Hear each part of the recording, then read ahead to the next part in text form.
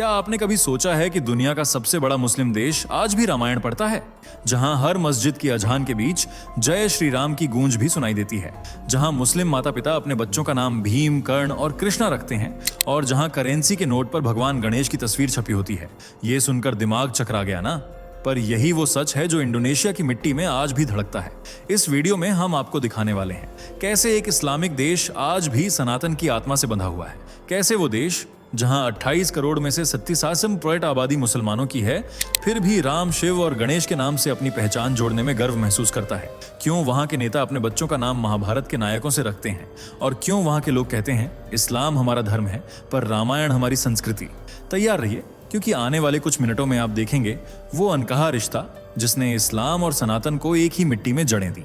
एक ऐसा इतिहास जो छुपाया गया लेकिन मिटाया नहीं जा सका। वीडियो के आखिर में जब आप जानेंगे कि इंडोनेशिया ने अपनी करेंसी पर भगवान गणेश को क्यों छापा, तो यकीन मानिए आपका गर्व और बढ़ जाएगा। तो आइए शुरू करते हैं ये रहस्य एक ऐसे देश का जिसका धर्म भले इस्लाम हो पर आत्मा अब भी सनातन की है। दोस्तों, जरा एक काम अभी इसी पल कर डालो। नीचे कमेंट में फटाफट लिखो कि भारत के किस शहर या गांव से हमारी इस वीडियो को देख रहे हो। हमें भी तो पता चले कि सनातन की आवाज आज देश के किन किन कोनों में गूंज रही है, काशी से कन्याकुमारी तक, जयपुर से लेकर जौनपुर तक। और हाँ, अगर आपने अब तक फैक्ट मंत्रा चैनल को सब्सक्राइब नहीं किया है तो अभी कर लो, क्योंकि जो आने वाली वीडियोस हम लेकर आ रहे हैं वो आपको सोचने पर मजबूर कर देंगी। सबसे पहले नोटिफिकेशन पाने का मौका सिर्फ उन्हीं को मिलेगा जो अभी सब्सक्राइब करते हैं। वीडियो को लाइक जरूर कर दो ताकि दुनिया देखे कि सनातन की ताकत सिर्फ मंदिरों में नहीं बल्कि करोड़ों दिलों में बसती है। चलो अब देर मत करो, कमेंट, लाइक और सब्सक्राइब करके सनातन की इस ज्वाला को पूरी दुनिया में फैलाओ, क्योंकि हम आवाज नहीं, एक जागृति है। चलिए अब बढ़ते हैं वीडियो में आगे।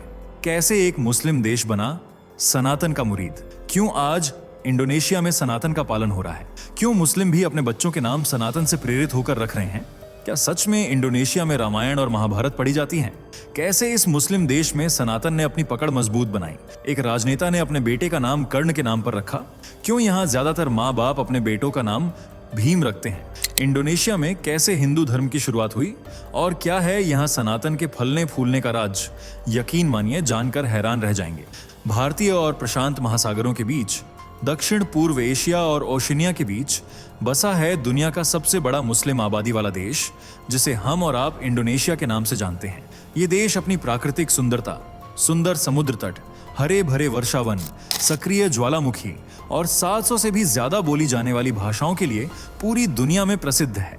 लेकिन इसकी पहचान सिर्फ एक है, इस्लाम, जो आज इंडोनेशिया की रग रग में समा चुका है। 28 करोड़ की आबादी में 87% हिस्सेदारी सिर्फ मुसलमानों की है, जो इस्लाम को यहाँ का सबसे बड़ा और मुख्य धर्म बनाते हैं, जबकि 10% में ईसाई, 0.7% में बौद्ध धर्म के अनुयायी और 1.7% में हिंदू अनुयायी भी मौजूद हैं। मुस्लिम देश इंडोनेशिया में आज भले ही हिंदू धर्म आटे में नमक के बराबर हो, लेकिन इसका प्रभाव इंडोनेशिया की संस्कृति, पहनावे, रीति रिवाजों, नामों और यहाँ तक कि यादों तक में कुछ इस तरह से घुल चुका है कि चाहकर भी उसे मिटाया नहीं जा सकता। क्योंकि आज भले ही इंडोनेशिया इस्लाम का गढ़ हो, लेकिन अतीत में यह सनातन की वो धरती थी जिसके राजा महाराजाओं से लेकर नेता अभिनेता तक मुरीद बन गए थे। और इसकी वजह था भारत, जिसकी पहचान एक हिंदू देश के रूप में की जाती है। और वो कहते हैं ना, संगत का असर। कुछ ऐसा ही इंडोनेशिया के साथ भी हुआ था। इंडोनेशिया शुरू से ही व्यापार का केंद्र रहा है और चीन, भारत के साथ इसके व्यापारिक संबंध काफी मधुर रहे हैं, जो आज भी कायम है। यही व्यापार की कड़ी इंडोनेशिया की सरजमीन पर सनातन की महक लेकर गई थी। बात है पहली शताब्दी ईस्वी की, जब काम के सिलसिले में भटके व्यापारी, नाविक और विद्वान भारत से कूच करके इंडोनेशिया पहुंचे थे और अपने साथ पवित्र ग्रंथ, अनुष्ठान और दार्शनिक विचार भी इंडोनेशिया में ले गए थे, जो वक्त के साथ साथ स्थानीय संस्कृतियों और विश्वासों में घुलते मिलते चले गए। यहाँ की सबसे पुरानी सभ्यताएं हैं बुनी और मुनि सभ्यता, जो 4वीं शताब्दी ईसा पूर्व तक काफी ज्यादा तरक्की कर चुकी थी। अपने विचारों और संस्कृति के माध्यम से कई इंडोनेशियाई हिंदू धर्म की विचारधाराओं को अपना चुके थे। इस दौरान हिंदू धर्म के साथ साथ बौद्ध धर्म भी खूब प्रचलित हो रहा था। हिंदू और बौद्ध रशे अपनी अपनी परंपराओं का अनुकरण करते थे और करीब 2000 सालों तक इंडोनेशिया में हिंदू और बौद्ध धर्म का बोलबाला बना रहा। इन्हें मजबूती दी हिंदू और बौद्ध धर्म मानने वाले राजाओं ने, जिन्होंने अपना मूल धर्म त्याग कर हिंदू और बौद्ध धर्म में से किसी एक को अपना लिया था। साथ ही इनकी परंपराओं को न सिर्फ खुद फॉलो किया, बल्कि पूरे देश में इन परंपराओं के जरिए इन धर्मों को फैलाने की कोशिश भी की। देखते ही देखते यहाँ सनातन धर्म का सिक्का मजबूती से जमने लगा। लेकिन इसे असली मजबूती मिली 7वीं शताब्दी के दौरान, जब यहाँ श्रीविजय साम्राज्य ने अपना शासन कायम किया और हिंदू धर्म को ज्यादा से ज्यादा लोगों तक पहुंचाने की कोशिश की, जिसमें वे कामयाब भी हुए। इसके बाद इंडोनेशिया में कृषक बौद्ध शैलेंद्र और हिंदू मातारम वंश आए, जिससे हिंदू और बौद्ध कला का विस्तार हुआ। और फिर आई 13वीं सदी, जिसे इंडोनेशिया का सुनहरा युग भी कहा जाता है। दरअसल 13वीं सदी के आखिर में पूर्वी जावा में हिंदू माजापहित साम्राज्य का उदय हुआ था, जिसके मुखिया थे गजह मादा, जिन्होंने हिंदू संस्कृति और धर्म को कुछ इस तरह से जावा के कोने कोने में फैलाया कि आज भी लोग सनातन संस्कृति से गहरा लगाव रखते हैं, लेकिन बहुत ही सीमित मात्रा में। इसकी सबसे बड़ी वजह है इस्लाम। कहने को तो अरबी मुस्लिम व्यापारियों ने 8वीं सदी में ही इंडोनेशिया में कदम रख दिए थे, लेकिन उस वक्त हिंदू राजाओं का दबदबा था, जिनके सामने इनकी एक न चली। लेकिन धीरे धीरे इन्होंने अपनी पकड़ मजबूत बनानी शुरू कर दी और 13वीं सदी के अंत में इस्लाम का खुलकर प्रचार किया, जिनके विचारों से लोग काफी ज्यादा प्रभावित हुए और विद्वानों के शहद जैसे मीठे लफ्जों में उलझकर उन्होंने हिंदू धर्म को त्याग कर इस्लाम धर्म को अपनाना शुरू कर दिया। सबसे पहले इंडोनेशिया के स्थानीय लोगों ने हिंदू धर्म को छोड़ा और फिर कुछ बड़े बड़े घरानों ने भी इस्लाम को ही प्राथमिकता दी।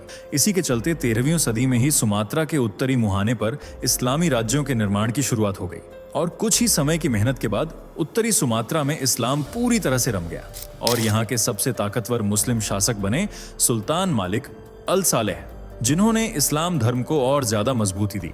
इसके बाद मुस्लिम लोगों ने स्थानीय महिलाओं से शादी कर अपनी जनसंख्या बढ़ानी शुरू कर दी और हिंदू धर्म सिमट कर रह गया, लेकिन पूरी तरह से खत्म नहीं हुआ। आज भी यहाँ संस्कृत भाषा के शब्द सुनने को मिल ही जाते हैं और भारतीय संस्कृति भी आज तक यहाँ जीवित है, क्योंकि इंडोनेशिया के नाम में ही भारत का नाम छुपा हुआ है। जी हाँ, इंडोनेशिया का मूल अर्थ इंडियन आइलैंड होता है। इंडो शब्द संस्कृत के सिंधु से आया है, जिसका मतलब है इंडिया या भारत, जबकि नेसस का अर्थ मलर होता है द्वीप। इस तरह इंडियन आइलैंड से मिलकर बना है इंडोनेशिया। इसलिए यहाँ इंडियन कल्चर की छाप बहुत गहरी है, जबकि संस्कृत तो यहाँ शब्दों में बसी हुई है। इंडोनेशिया की भाषा को बहासा इंडोनेशिया कहते हैं। आज यहाँ कई ऐसे माता पिता हैं जो मुस्लिम होने के बावजूद अपने बच्चों के नाम हिंदू धर्म से प्रेरित ही रखते हैं। इंडोनेशिया में एक कहावत बहुत प्रचलित है, नेम इज ए विश, यानी इंडोनेशियाई लोग अपने बच्चों का वह नाम रखते हैं जैसा वे उन्हें बनाना चाहते हैं या जिस रूप में वे उन्हें देखना चाहते हैं। उदाहरण के तौर पर जो लोग अपने बच्चों को मजबूत, ताकतवर और ठोस बनाने का सपना देखते हैं, वे अपने बच्चों का नाम भीम रख देते हैं, जो कि हिंदू महाकाव्य महाभारत के एक पात्र हैं। सिर्फ आम जनता ही नहीं, बल्कि बड़े बड़े नेताओं ने भी अपने बच्चों के नाम महाभारत के पात्रों से प्रेरित होकर ही रखे हैं। इंडोनेशिया के ग्रेट लीडर सुकर्ण का नाम भी महाभारत के किरदार कर्ण से ही प्रेरित होकर रखा गया था। दरअसल सुकर्ण के पिता कर्ण के चरित्र को बहुत ज्यादा पसंद करते थे, इसलिए उन्होंने अपने बेटे का नाम भी कर्ण के नाम पर ही रखने का फैसला किया।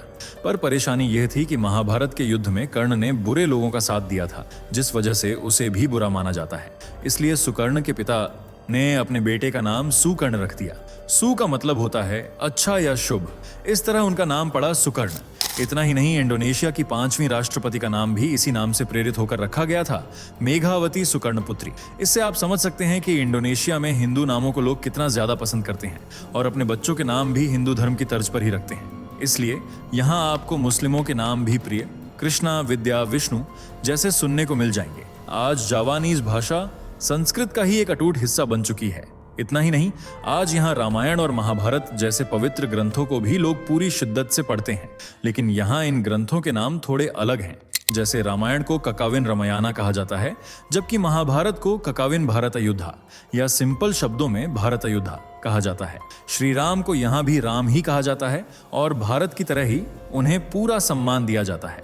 यहाँ राम नवमी का त्योहार भी खूब धूमधाम से मनाया जाता है, खासतौर से जावा और बाली द्वीप पर, जहाँ हिंदुओं की संख्या काफी ज्यादा है।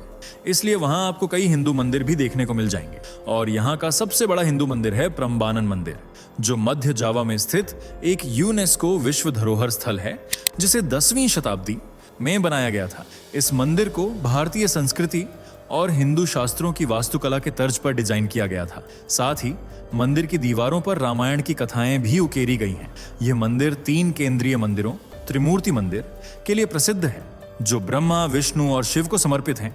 इनका आशीर्वाद पाने के लिए लोग दूर दूर से इस मंदिर में खींचे चले आते हैं। इतना ही नहीं, इस देश में हिंदुओं के साथ साथ मुसलमान भी हिंदू मान्यताओं का सम्मान करते हैं। योग्यकार्ता में कठपुतली बनाने का काम करने वाले वायुद्य सहस्त्रदिनामा झावा को सहिष्णुता का शहर कहते हैं। मुसलमानों की तरह वह भी रोजा रखते हैं, जबकि उनके दिल में हिंदू देवी देवताओं के प्रति अटूट प्रेम है।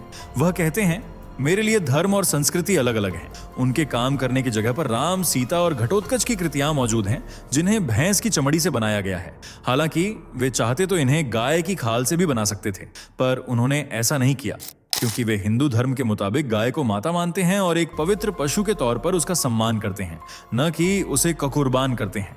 इन्हीं की तरह और भी कई मुस्लिम हैं जो गाय को बहुत मानते हैं और समय मिलने पर रामायण का पाठ भी पढ़ते हैं।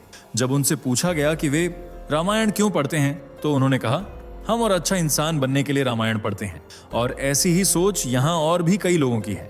वे रामायण को इंडोनेशिया की संस्कृति का एक अटूट हिस्सा मानते हैं, इसलिए समय समय पर यहाँ रामायण का मंचन भी होता है। और सबसे खास बात यह है कि इसमें हर वर्ग, हर धर्म के लोग बढ़ चढ़कर हिस्सा लेते हैं। साथ ही यहाँ के लोग भगवान राम के साथ साथ कई और हिंदू देवी देवताओं को भी पूजते हैं। इतना ही नहीं, रामायण की कहानी को विस्तार से स्कूलों में भी पढ़ाया और समझाया जाता है। साथ ही कठपुतली के माध्यम से भी लोगों को रामायण से रूबरू होने का मौका मिलता है। यहाँ के मुसलमान गर्व से कहते हैं कि इस्लाम हमारा धर्म है, लेकिन रामायण हमारी संस्कृति है। इसलिए ये लोग भगवान राम का बहुत मान सम्मान करते हैं। इसी तरह का प्रेम भाव गणपति बप्पा के लिए भी देखने को मिलता है। दरअसल इंडोनेशिया में लोग भगवान गणेश को ज्ञान, बुद्धि और कला के अग्रदूत के रूप में पूजते हैं और इन लोगों का मानना है कि भगवान गणेश उनकी सभी बाधाओं और कष्टों को दूर करने वाले देवता हैं। इसलिए यहाँ के लोग गणेश भगवान की पूजा तांत्रिक परंपराओं के रूप में करते हैं। गणेश जी के प्रति सम्मान दिखाने के लिए ही इंडोनेशिया सरकार ने अपनी करेंसी पर भी भगवान गणेश की फोटो छापी थी। जी हाँ, इंडोनेशिया के 20,000 रुपए के नोट पर गणेश जी की प्रतिमा छपी थी, वो भी एक मुस्लिम देश में, जो हिंदुओं के लिए बहुत ही गर्व की बात है। साथ ही यह इस बात का सबूत भी है कि सनातन वो सच है जिसे छुपा पाना या मिटा पाना नामुमकिन है। इसलिए आज दुनिया के सबसे बड़े मुस्लिम देश में भी सनातन लोगों की संस्कृति में बसा हुआ है। वैसे आप किस धर्म से ताल्लुक रखते हैं?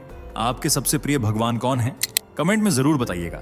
अगर वीडियो अच्छी लगी हो तो इसे लाइक करें और अपने दोस्तों के साथ शेयर जरूर करें। साथ ही अगर आप हमारे चैनल पर नए हैं या इससे पहली बार जुड़े हैं तो इसे सब्सक्राइब करना ना भूलें। ऐसी ही नॉलेजेबल वीडियोस पाने के लिए बेल आइकन को प्रेस भी कर लें। मिलते हैं अगली वीडियो में, तब तक के लिए बाय बाय और टेक केयर। दोस्तों, आपकी स्क्रीन पर 2 और वीडियो दिख रही हैं, जिसे देखने के लिए आप स्क्रीन पर क्लिक करें। दोनों देखिएगा, बहुत अच्छी वीडियो बनी है।